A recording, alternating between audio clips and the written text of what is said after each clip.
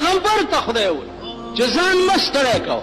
ان تستغفر لهم 70 مره، که تا اویا کرتې دې سړي دپاره ما نه بخښنه وغواړې په خپل ذات مې دې قسمي کوې پرېږدم یې نه.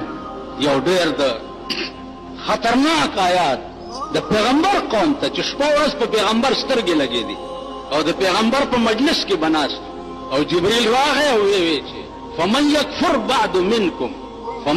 بعد منکم فإني أعذبه عذابا لا أعذبه أحدا من العالمين. کدینا پس امرانه وکړو داسې عذاب بدر کم چې په خپل خدای کې مې چاله نه ورکړي.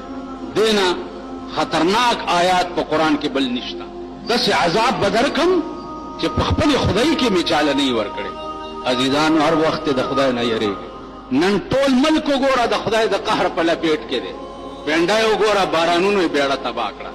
پنجاب وګوره آینده به سبزی او غلې او میوې ټولې تباه شو. هزاره وګوره دویم ځل دی چې په تندر راغورځېږي. 50 پکې پرونه مړه دي.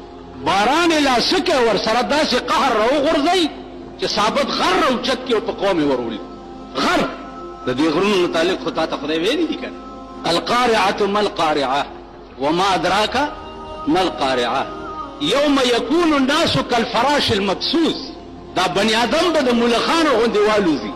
وتكون الجبال كالعهن المنفوش. او دا غرونه به وګورئ چې د ډنډت شوي وړی په شانې به په اسمان کې د پاغوندو غوندې والوځي.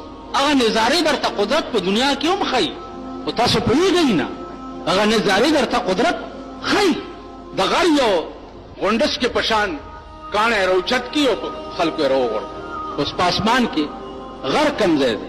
د ورېځې او د پړق نه درته تندر جوړ شي او در باندې راوغورځوي او تباه دي. خدای ته رجوع شئ. خدای ته په خدای قسم چې عمر له به جاړئ. عمر له د نوح علیه السلام قوم به درنه جوړي چې د کشتۍ جوړوله او قوم ور پورې خندل. نو خدای ته وایي چې یا الله دوی خو ما پورې خاندي. ول ورته ووایه چې فلیضحکوا قلیلا ولیبکوا کثیرا. لږ غوندې وخاندئ بیا به ډېر جاړئ. داسې به جاړئ چې عمر له به هم جړا څوک رکولی نه شي. بخلی کېږي به حضرت علی او بی بی فاطمه چې روژه یې نیولې وه او روژه ماتې ورته مخې ته پروت دی او بار چې آواز وکړو چې 2 کسۍ یو دواړه اوږي یو ډېر سخته. ټول روژه ماتې اوچت کو بار یې وړو هغه ته یې ورکړ. 3 ورځې روژه نیولې وه او 3 ورځې